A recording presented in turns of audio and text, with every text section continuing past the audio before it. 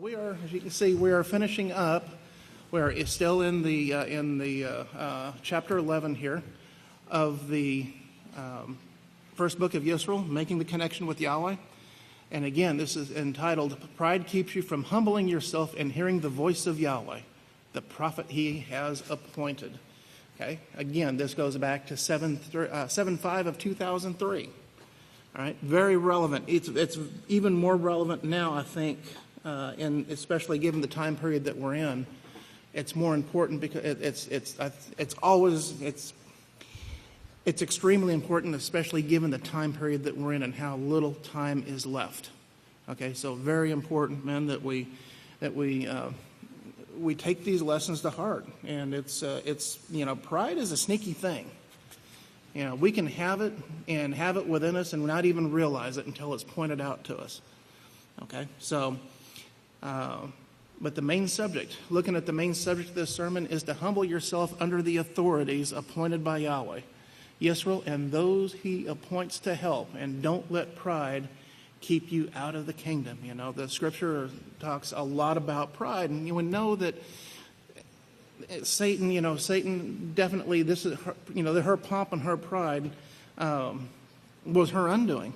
And, we see that in these scriptures that have been reinforced throughout this lesson.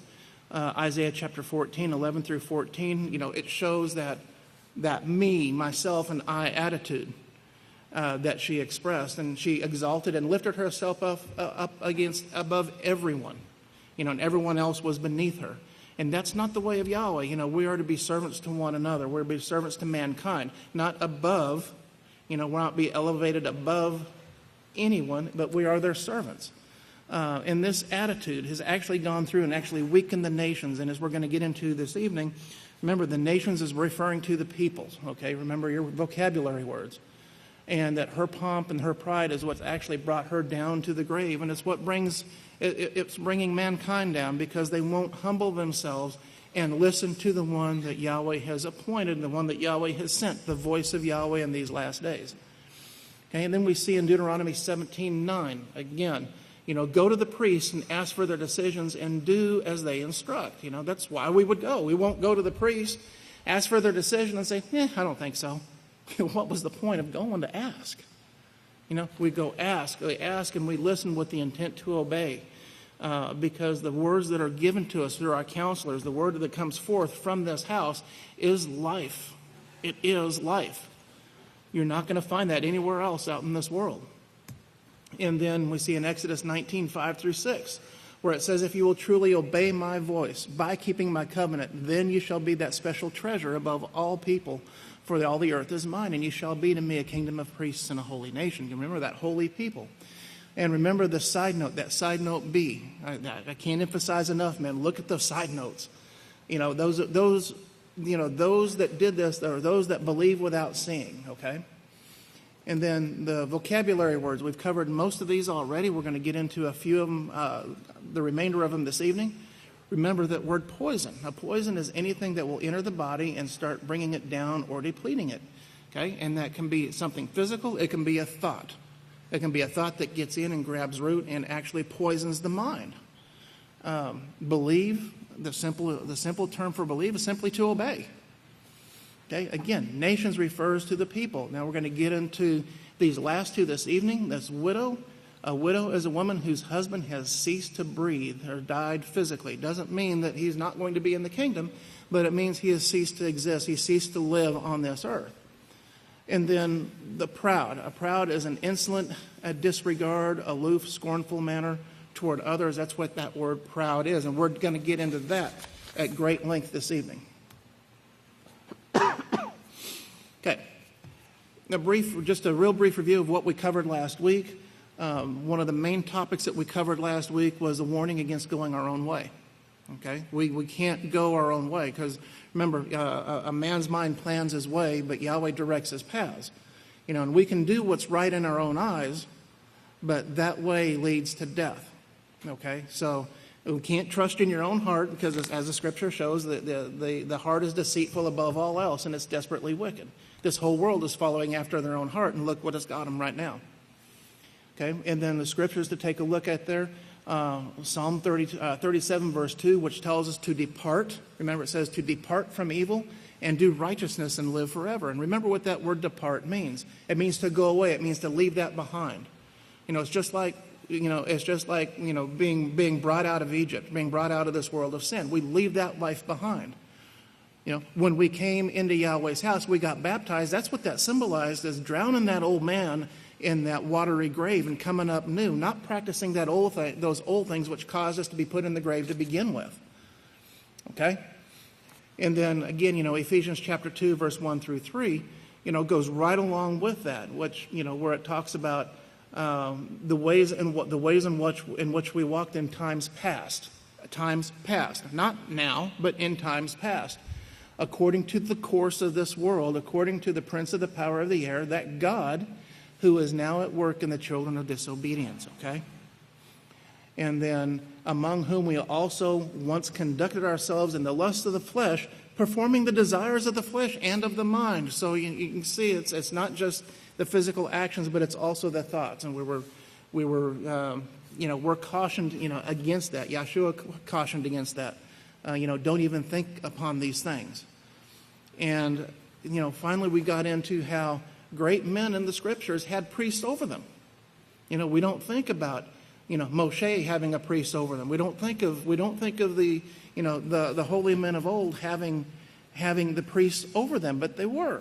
The great men in the scriptures had priests over them, and we're to humble ourselves to the priests, and Yahweh will use you. And remember the example that Pastor showed us of Moshe, how Moshe conducted himself and how he got thrown out of Egypt, remember? And he was taken to a priest, and he was taught, and he was trained there for 35 years. And then after that 35 years, look at the attitude that Moshe had. After that 35 years, he was humbled, right? He was humbled and said, Yahweh, this isn't for me. This is, you're going to use me to do this? I don't think I can. And Yahweh says, you're going to do what I tell you to do. Go do this. And that's exactly what he did, okay? But he had that humble attitude. He developed that humble attitude to the point where Yahweh was able to actually use him, okay? And remember in Matthew 18, 3 through 4, where Yahshua said that we have to be converted and become like little children. And he says, unless we do that, we're not going to enter into the kingdom of Yahweh. And those side notes, that G5 side note, remember, it means not lacking discretion, but that they not seek to advance themselves to worldly honors. Leaving the, don't take on the prideful life. Don't take on the, ooh, look what I accomplished. We're going to look at some of that here in a little bit. It's not us that has accomplished anything. Yahweh has given us everything that we have. If we have, it doesn't matter what we have. If you have a fancy car, if you have a 5-story house or a 3-story house with 10 bedrooms and 15 bathrooms, that isn't something that you got. That isn't something that you did yourself. It would be something that Yahweh gave you. Yahweh, all blessings, everything, all the blessings that we have come from Yahweh. Okay?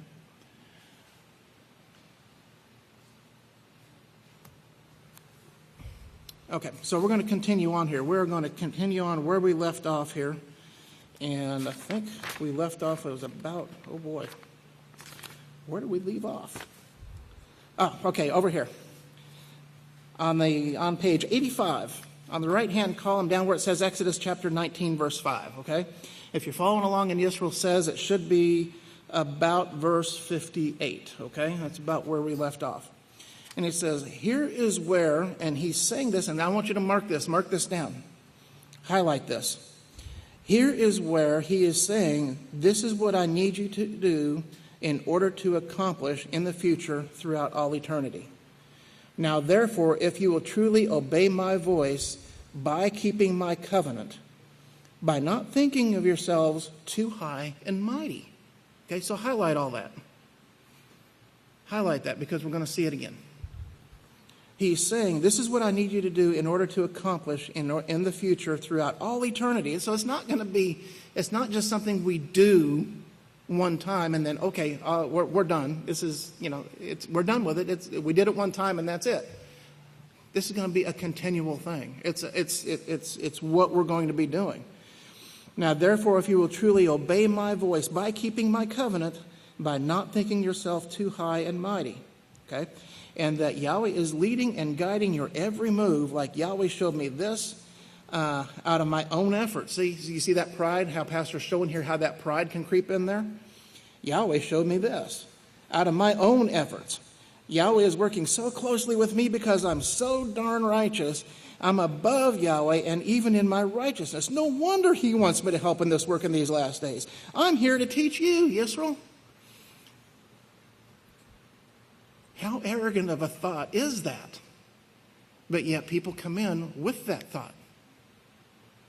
They think they're going to come in and teach the one that Yahweh appointed?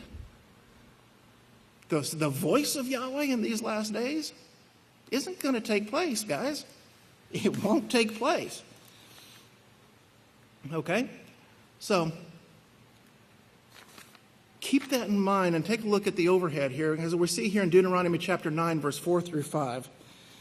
And look at this. Look at this warning here. It says, but do not even think in your heart, after Yahweh your Father has thrust them out from in front of you, and say to yourself, because of my own righteousness, Yahweh has brought me in to possess this land. It says, no. It was because of the wickedness of these same nations that Yahweh is driving them out from in front of you this day. It wasn't you. It's because of the wickedness of the nations. Okay? And it says, it's not because of your righteousness or your uprightness, integrity of your heart that you are going to take possession of their lands. No. When they were called, they weren't upright. They had no righteousness. They didn't have any integrity, just like we didn't. What righteousness did we have? What uprightness and what integrity did we have when we got called to Yahweh's house? We didn't know what those things were until Yahweh brought us here. And we humbled ourselves in front of the one that Yahweh has sent, and that's where we learned these things. And he says that you're going to take possession of their land, but it's because of the wickedness of these nations. Yahweh your Father will drive them out in front of you, and so that he may perform the word which Yahweh vowed on oath to your fathers, to Abraham, Isaac, and Jacob. So that's why he's doing this, to fulfill and to vow, to fulfill the vow that he made on oath. No doubt, man, Pastor said that Yahweh called each and every one of us here. Anybody have any doubt about that? Praise Yahweh. There shouldn't be a single doubt in this room that Yahweh didn't bring us here. Okay? But, Yahweh sees something within us and sees the potential within us, and that's why he called us.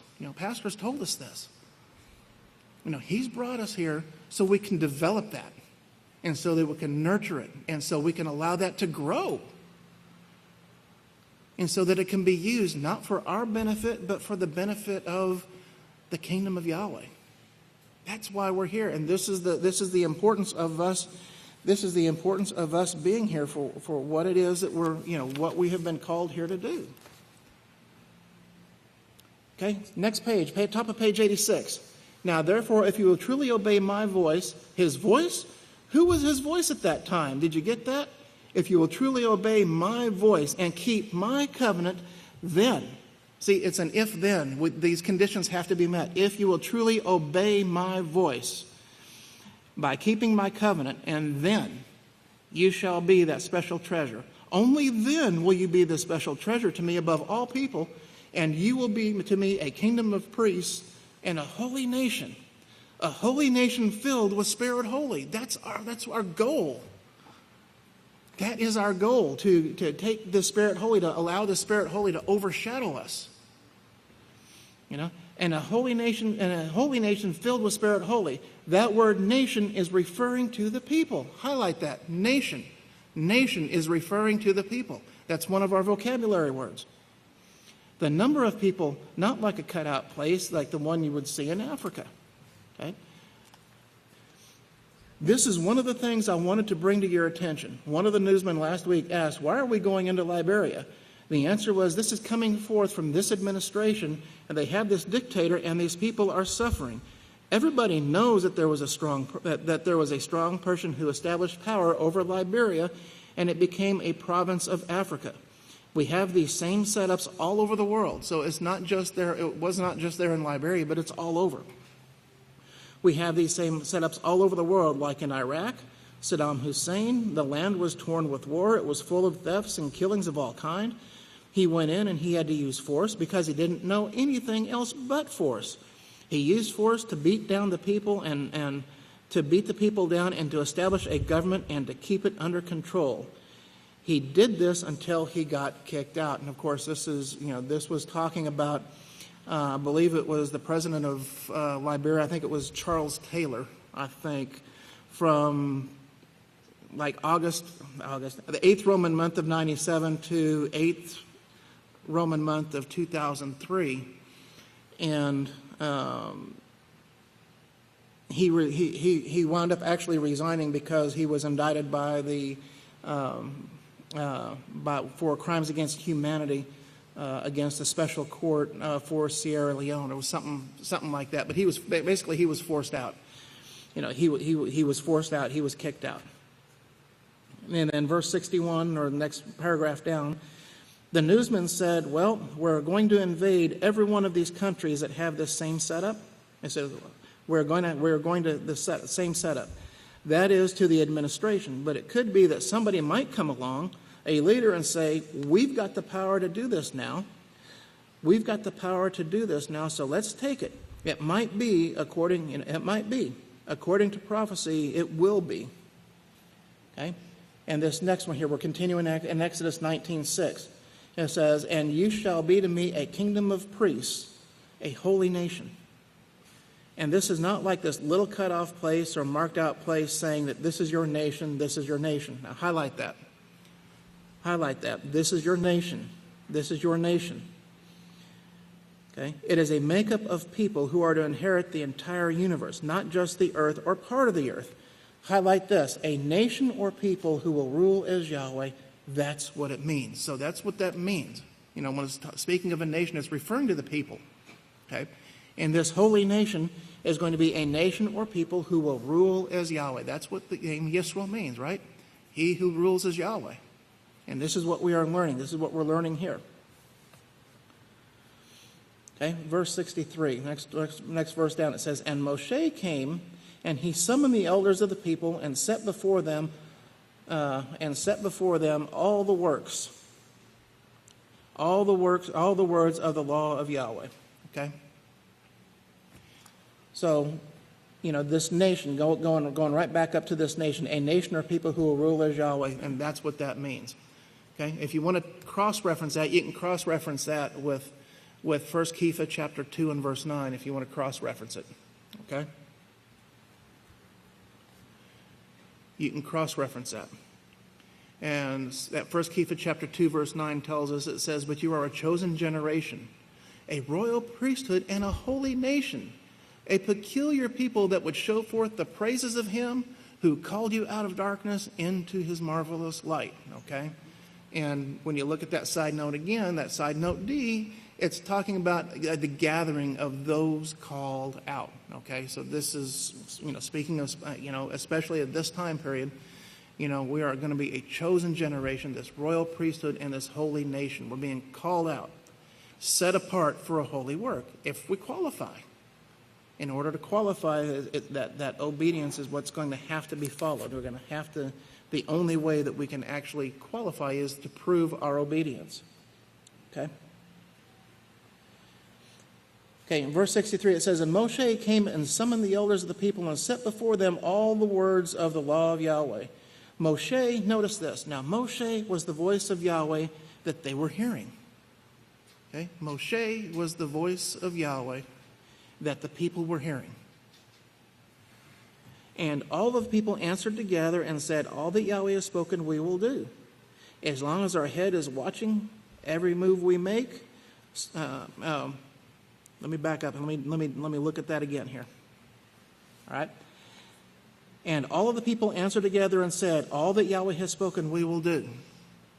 The condition was, as long as our head is with us and watching every move we make. Okay?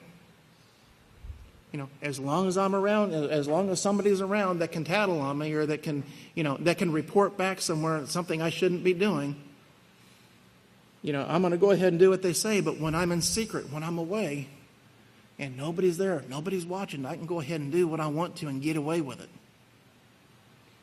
There is no way, man, that we're going to get away with sin in any way, shape, form, or fashion.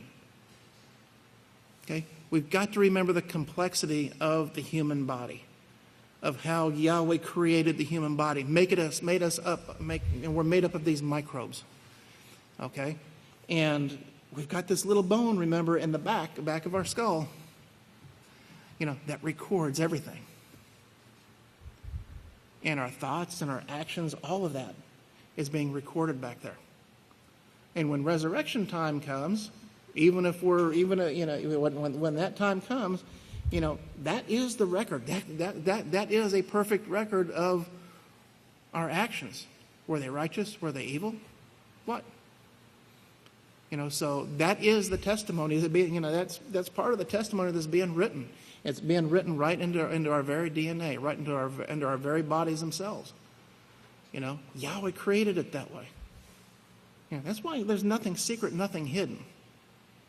We've got to, that is something else we've got to remember. It's amazing when you really think about the complexity of the human body and how Yahweh has put that together. We have no idea. Science has no idea. They have little bits and pieces, but that's all they have is little bits and pieces. And even some of the information they have, is incorrect. It's speculation. Okay. Verse 65, it says, "But many of them didn't. Many of them were taught." There was a huge work. Now highlight this here. There was a huge work going on right there at that time, and Yethro was the one who set it in order. If you remember what was taking place there, it was the same thing that is going on here at this time with the presses, with the equipment, and everyone assigned offices and organizations. Now highlight that because we're going to see that again. Okay? And there was a huge work going on right here. And at that time, and Yethro was the one who set it in order, it was the same thing that is going on here at this time with the presses, with the equipment. It's the work. This is the work that's going on. Everyone assigned offices and organizations. That is the same thing that is going on in your body too. Think about that. Look what Pastor sees in the scriptures concerning what's going on within our bodies. It's the same thing going on in your body. When you mess up that organization by putting or letting that poison come into this office or into that office, then you have strife and revolutions. Okay?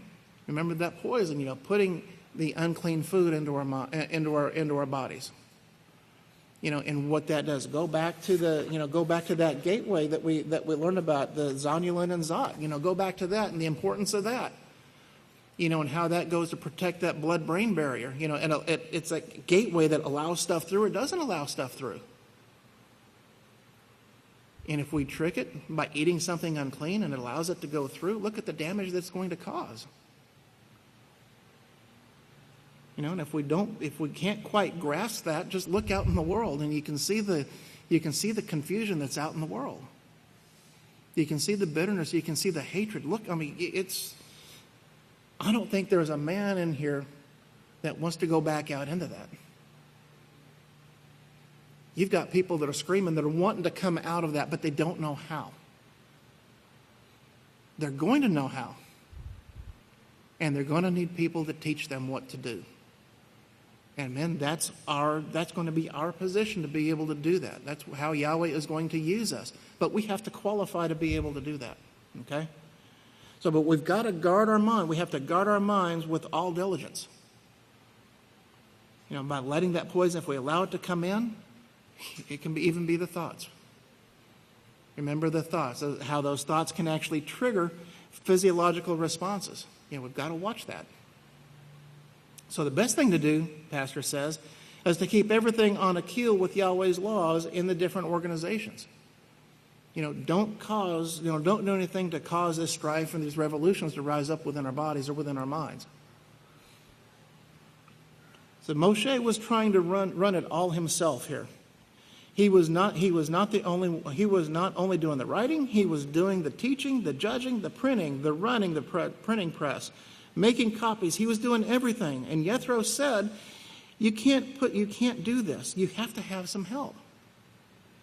You have to have some help. You can't do this all. You can't do it all. And then he said, now highlight this. Put this man over this department and that woman over that department and this man here and that man here, and make sure that they're trustworthy, and we'll keep this body moving in the right direction.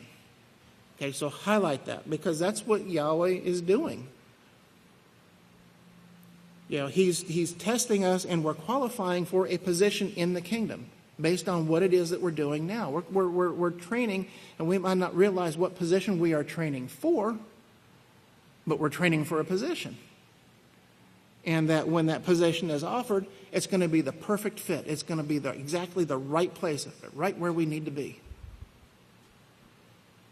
But highlight that again. Put this man over this department and that woman over that department and this man here and that man here, and make sure that they're trustworthy. Okay? It's not just put them there, but make sure they can be trusted. Because there's much responsibility that goes in with being put in a position like that. Make sure they're trustworthy, and we'll keep this body moving in the right direction. All right, some cross-references here we can take a look at.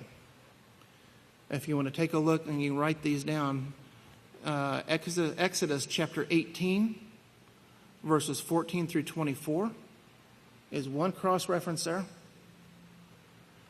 And then the other one is Deuteronomy chapter 1, verse 12 through 16, okay?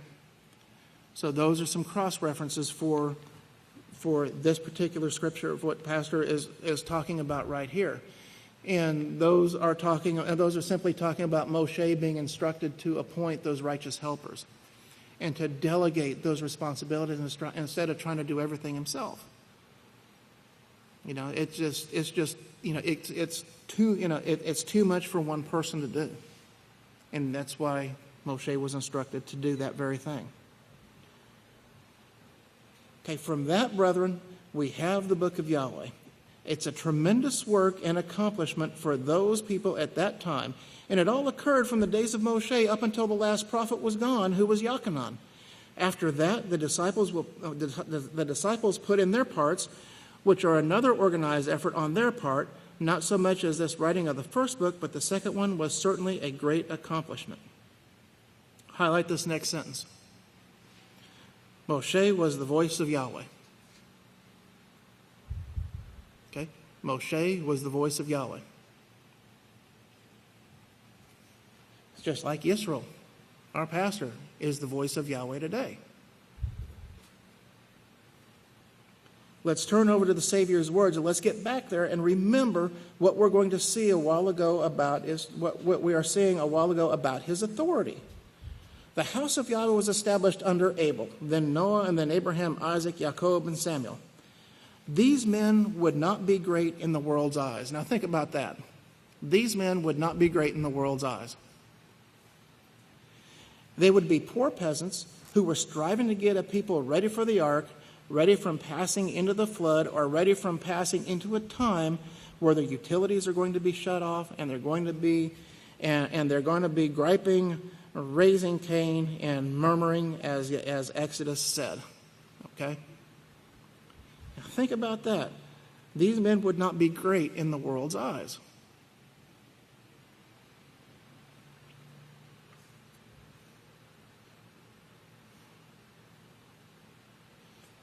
But there would be poor peasants who were striving to get a people ready for the ark. You know, by the way, Pastor shows here. Actually, let's take a look over here. Let's look at Exodus. Let's look at Exodus 14:12. We'll cross-reference that right there.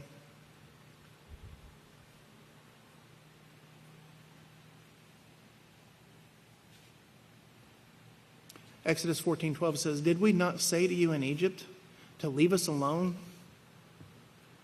Didn't he say to do that? Didn't they say, "Did we not say to you in Egypt, leave us alone and let us serve the Egyptians? It would have been better for us to serve the Egyptians than to die in this wilderness." Okay, see, this is all about the murmuring and the griping and complaining that they were doing.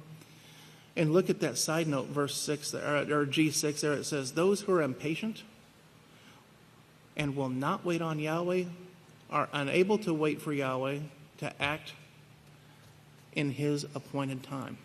Okay, so those who are impatient and will not wait on Yahweh are unable to wait for Yahweh to act in his appointed time. And men, that's one of the things that can be difficult for us to deal with at times. Is to wait for Yahweh, for things to take place in Yahweh's time. But we have to, because it's Yahweh's plan. We're not going to hurry it along. Yahweh's plan is perfect. The timing of events for our lives, the things that need to be accomplished in our lives, it's perfect. So why would we want to try to push things along and hurry things along? I don't know how many times I've heard, I've heard people in the past, say, well, if nuclear war doesn't start within the next year, I'm out of here. Well, you know what? That's exactly what Yahweh wants to see. Are we going to be patient? Are we going to trust in him? And that's what we're going to do. That's what he's testing to see. Are we going to be impatient? Are we going to be patient? Are we going to wait on Yahweh to act in his appointed time? Because everything that Yahweh does and says is going to come to pass. Absolutely. And we've seen that time and time again. Okay, back down to verse 70 here. It says, by the way, I don't want to distract you from what I've said thus far, but I want you to be more wise and suitable. If you want water or hot water during this time period, to channel some of that money toward a solar pump if you don't have one. Now, isn't it? Look at the timing here. Look at the timing. What did Pastor say about water here a couple, 3 weeks ago?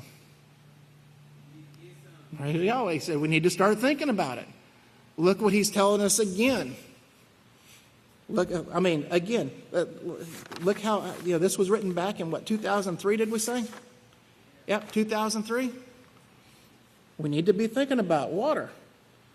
And he's talking about solar pumps here. He says they're not very expensive. We can get them installed.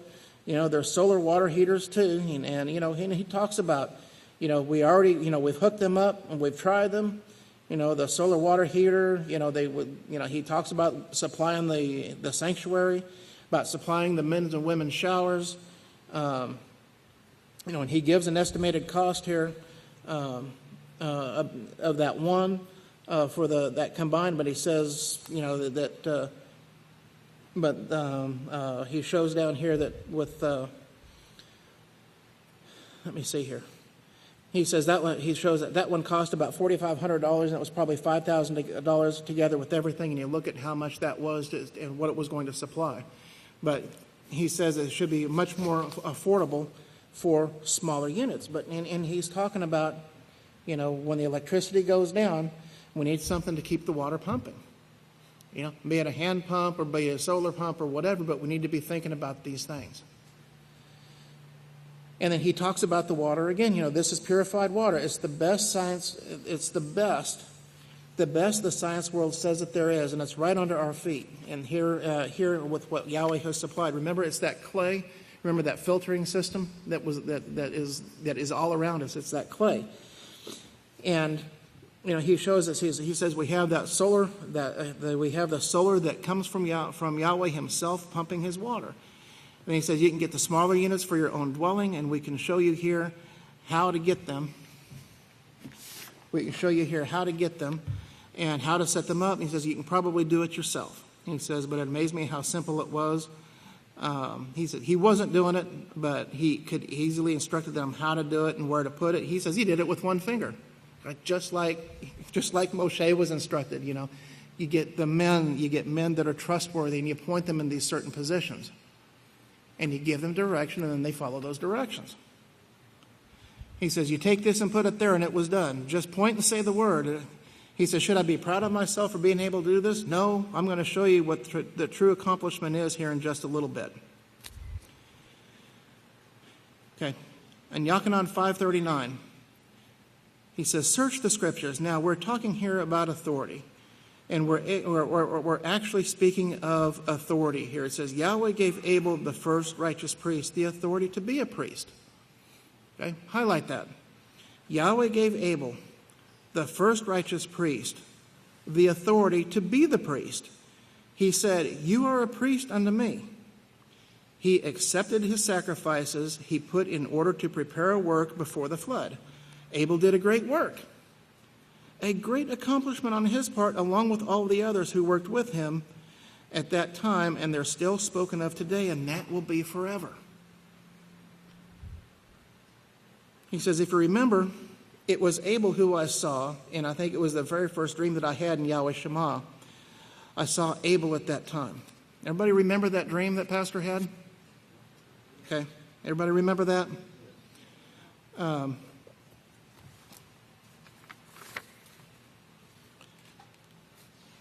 I want to read that. I want to read that to you here. It's from the second book of Yisrayl, chapter 30. And it actually covers verses 39 to 43 in the Yisrael Says program. Now, what I would like you to do is, and there's a reason I'm just going to read it, because I didn't want the distraction of having it up on the screen. But I kind of just want you to sit back and just imagine and try to visualize what Pastor was seeing here. Okay, because this is very real, men. This is what is waiting for those who overcome pride, who overcome the ways of this world. This is what Yahweh showed Pastor through a dream of what to expect. Okay? So if you want to, you can kind of sit and relax. Close your eyes if you want to, and just imagine and just think about this. And see if what Pastor presents here is worth giving up this damnable pride and everything else that is dangled in front of us in this world. Okay? Pastor starts here in verse 39. He says, I went back to sleep, and I had another dream right after that one. He says, I could never imagine any such thing I saw in that dream. I have never seen it in paintings, read about it in books, seen it in movies, or anything. I was in Yahweh Shema, and I was at the wedding supper. And I could hear everyone talking like I can see everyone sitting here in this sanctuary now. There were a number of people, and I could hear their individual voices talking to me, never missing a thing. The house of Yahweh was seated at Yahshua's right hand, and there was a long, long table. I had my left hand to Yahshua, and I was facing the table, which had every kind of food that you can think of. I was facing it, and I was looking at everyone in the house of Yahweh who was with me, behind me, but with me. And I could see every individual. I had eyes in all directions. I mean, I only had 2 eyes, but I could see in all directions. In my dream, I said, this is what Yeketsky meant. And he says, I still don't understand it, but I'm getting there. The far end of the table looked like it was miles away, but you could see it clearly. You could see everything because of the light particles that were coming from the eyes that Yahweh gave us. Although these things were miles away, I could see every face to my right-hand side. It was like my vision was coming out and around, seeing every face. And I asked, who is that at the far end of the table? And a voice said, you know. And I said, that's Abel, isn't it? And I was rejoicing. In front, across the table, there were multitudes as the sands of the sea. And they didn't go too far, and it wasn't the distance that would cut them off like it would now. We were sitting above the earth, but we were like in a story of that building. I don't know if it was the top story or what, but you could see the earth. You could also look up, and you could see through this building. Even though we were inside a room, we could see through it, and we could see all of the planets individually. There was one huge planet that was passing by us. At this time, there was one huge planet that was passing by us at this time, and it looked like you could just reach out and touch it. No, I've never had an imagination like this in my life. I've never seen this at any other time or imagined it or read about it in comic books or anything like what went on in that dream the night before last. And I praise Yahweh for it. That was out of the second book of Yisrayl, chapter 30. And it's on page 272. If you want to go back and if you want to read that, if you want to study, and study that. But, it brings back the scripture that says, eye hasn't seen nor ear heard the wonderful things that Yahweh has in store for those who love him and keep his laws. And that's what Yahweh asks of each and every one of us, is to overcome and to be obedient. But man, that is such a beautiful picture of just a little bit of what's waiting. And people want to turn and they want to go back out in this filthiness out here in the world. It's crazy.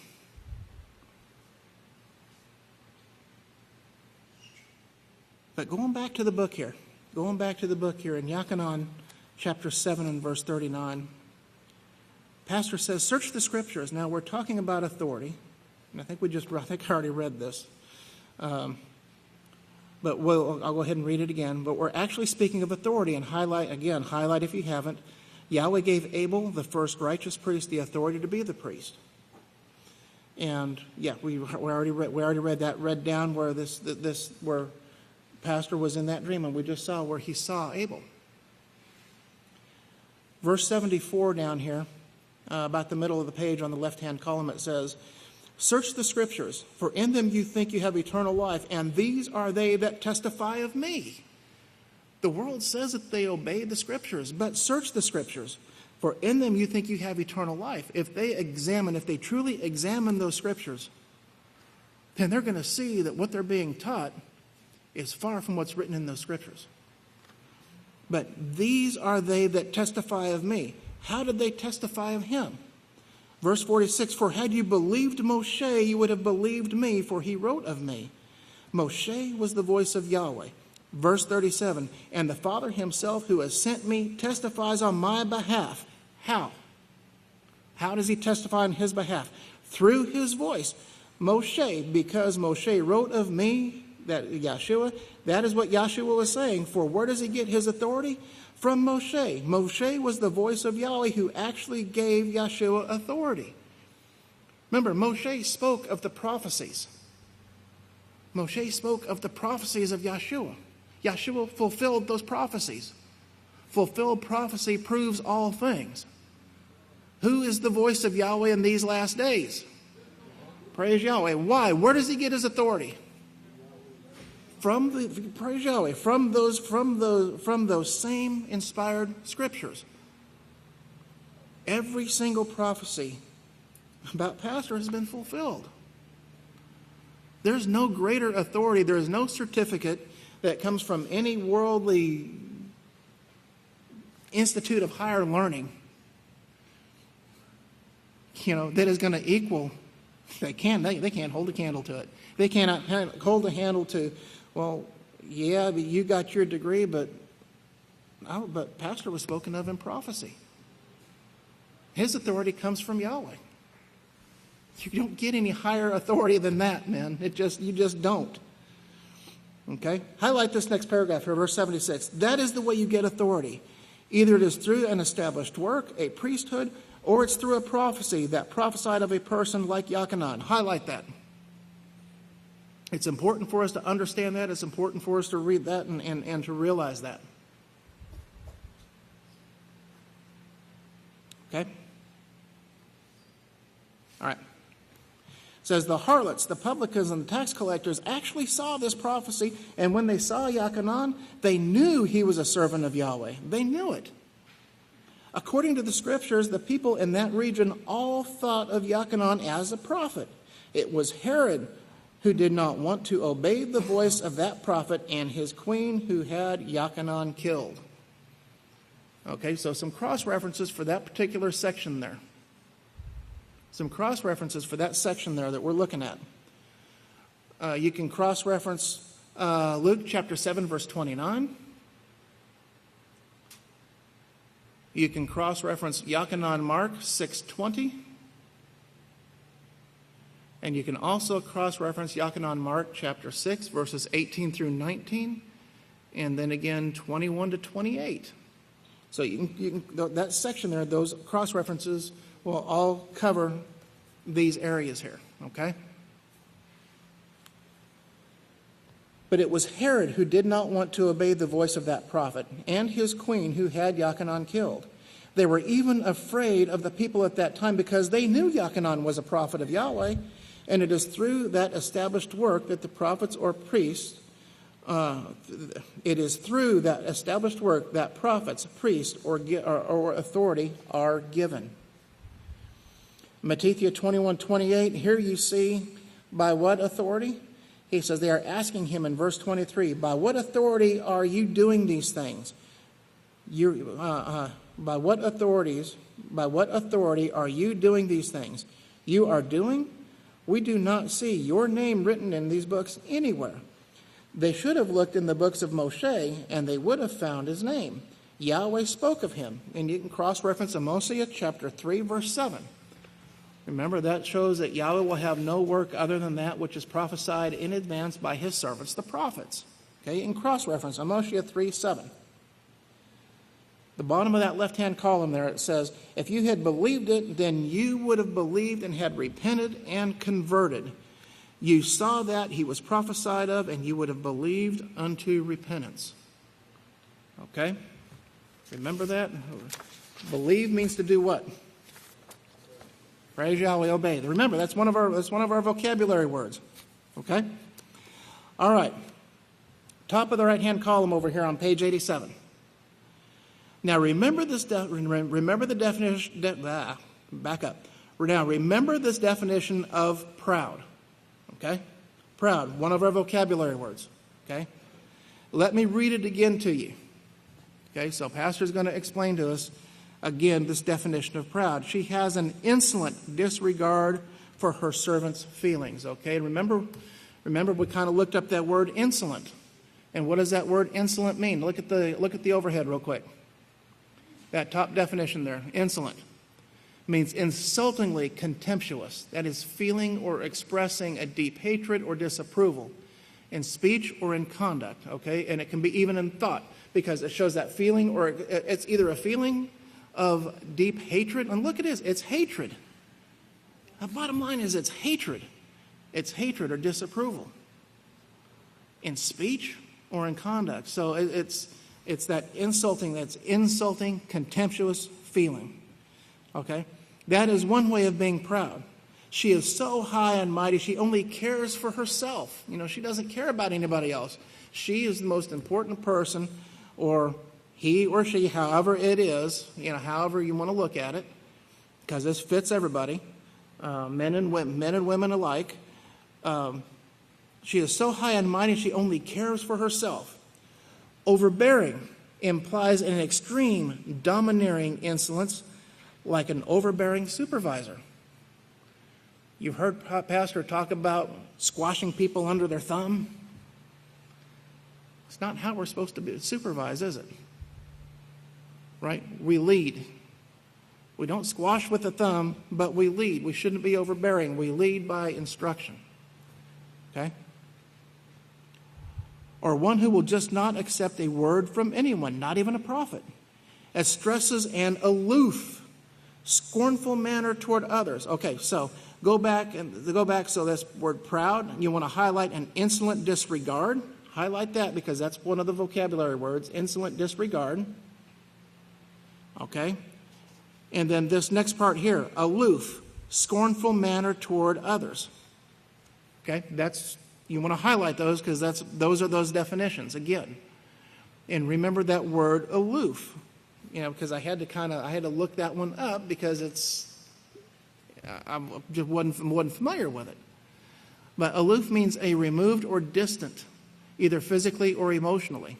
So you can be removed or distant by thinking of yourself, oh, I'm more high and mighty than anybody else. You can be working with somebody and say, oh boy, I'm above this individual over here. And kind of look down upon that individual, and you can do that in your mind. That's part of pride. We can't look at one another, men. We cannot look at one another in this way. Absolutely not. It will keep us from inheriting the promises that Yahweh wants to give us. We've got to overcome that. But it's aloof, it's removed or distant, either physically or emotionally. It means antisocial, it means detached, it means standoffish. Remember the separatist. Oh, don't come near me. I'm holier than you.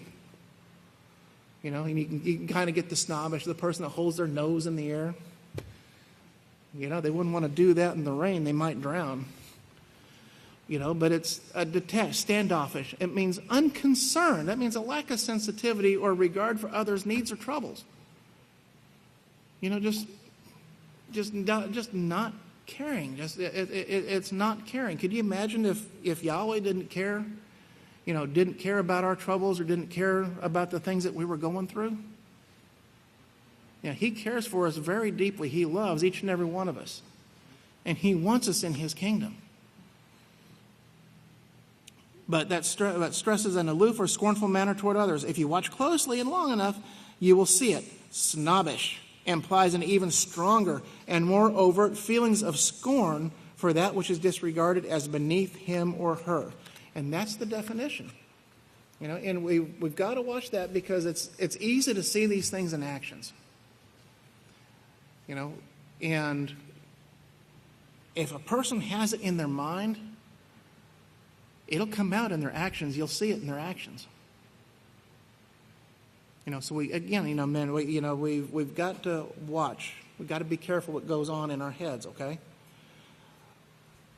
Verse 80 here. Let's go to the book of Job, and we'll not be able to cover all of this, but I want you to get it, just a little bit of this. And I think the first sermon I heard on this was back in 1951, and I said, well, that's not what the Father is showing here. Job chapter 40, verse 1, it says, this is where Yahweh answered Job. Now remember, Job was rich. He had barns, servants, and storage, everything you could possibly think of, even up to an army of men, women, and slaves. He was a very powerful man. And all of this was taken away from him, and Job was just stuck with a wife who did not want to serve Yahweh and wanted him to leave so she could do her own thing. Somebody said something that makes me think that people are just not listening, he says here. Now highlight this next part here. A widow is when her husband has ceased to breathe. Okay, remember, definition, vocabulary word, widow. A widow is when her husband has ceased to breathe. Notice this next part here that Pastor tells us. And won't be pronounced dead or alive until the coming judgments. Okay? Now think about that. A widow a widow is when her husband has ceased to breathe, and that husband will not be pronounced dead or alive until the coming judgments. Somebody said they thought it was in this person's mind that she was single. Okay? Look at the foolish thinking here. Somebody said they thought it was in this person's mind that she was single, and I said, single? She has a baptized husband, and they thought this was because the man had stopped breathing and was now asleep. It is like if Abraham had died before Sarah, and here Sarah is open for somebody else to come to. Could you imagine how filthy that would be for someone to take Abraham's wife? You know, it would be also filthy for you to do the same to a widow whose husband is dead. You know, think about that. You know, we've got to keep that in mind too. All right, now going back to Job chapter 40, verse 1, it says, now hear Job now, and Yahweh is answering Job, and he says, now this is like Yochanan telling Herod that he had no right to take this man's wife. Will one who contends with Yahweh correct him? Will one who contends with Yahweh correct him? He who rebukes Yahweh, let him answer this. Job was trying to make up his own mind in thinking. Now look at this. Job was trying to make up in his own mind that he was thinking that he was righteous and accomplished so much and was holding on to his integrity as if it was something. He was, in fact, proud of his accomplishments. Remember what we read back toward the beginning of class, or toward the beginning back over here about taking those accomplishments. It was back in like verse 32 to 35, to forget about our past accomplishments and to do what? To focus on what? We need to focus on being humble. That's the key. To focus. That's where our energies should be, not on trying to elevate and lift ourselves up, but focus on being that humble, submissive person, just like Yeshua was, like our pastor is. We've got that perfect example that's set right before us. But he was, in fact, proud of his accomplishments. And Pastor says, I know I'm over time. If you will remember right there where we left off, we will take up with one of the greatest teachings and examples there when I come back and speak again that Yahweh gave throughout the whole book of Yahweh. Yahweh bless you, and I will turn the services back over to the song leader. Now, notice this little last part here, what he says. McCall is not clapping now. Okay, so remember he opened up with who McCall was, remember? Yeah, she wasn't, and he ends there with McCall is not clapping now. Okay. Man, that pretty much brings us to the end of this chapter. You know what time it is? What time is it? It's what time? Yes. There it is. It's test time. Okay. Just some reminders, okay? It's time for a test. And it says, remember, it's an open book test, but try to challenge yourself by not using the book if at all possible. It really is, these questions and stuff, if you go through and rehearse these things, especially the highlighted parts here, those are extremely important pieces out of those sections. Okay, but we need to look and try to remember what it is that Pastor's trying to get across to us here. Okay, and the best way to do that is to try not to use the book if at all possible. But if we need to, we need to. Are we going to get 100% all the time? No, there's going to be some things, but that shows us where we need to go back and what we need to rehearse. Okay, so these tests can definitely be used, or should definitely be used as a teaching tool, okay, to help us show where, okay, I need a little bit more work in this area. So, so remember, try to challenge yourself by not looking at the book, okay? You can take the test home, of course, and bring it back with you to the next class, okay? Just bring it back, and we'll get the test and we get them graded as soon as we can. If you live outside of the Abelin area and would like to take the test, okay, make sure, for you out there in social media land that are watching, make sure that you viewed or listened to all of the parts of the class covering the entire chapter so you know what's been covered, okay? And then you can look at them at Yahweh.com, or you can go to Facebook. Facebook is an awesome tool to go back and to find these classes, okay? And then you can request a test. One will be emailed to you. But be sure you answer the test and email it back, okay? Use the BYCC as the subject of your email. We get a lot of email in, and this helps identify that this is for the certification course, okay? And you want to make sure it goes to the House of Yahweh, Abelin at gmail.com. And notice the spelling of Abelin. It's Abelin, not Abelin, okay? Notice that spelling, okay? And that will make sure that it gets to us, all right? So, it's been a tremendous honor to be able to be with you over the past 3 weeks here, and I look forward to the next class that I do get to spend with you. So with that, Yahweh be with you. Yahweh bless you. Yahweh protect you and keep you safe throughout this work week.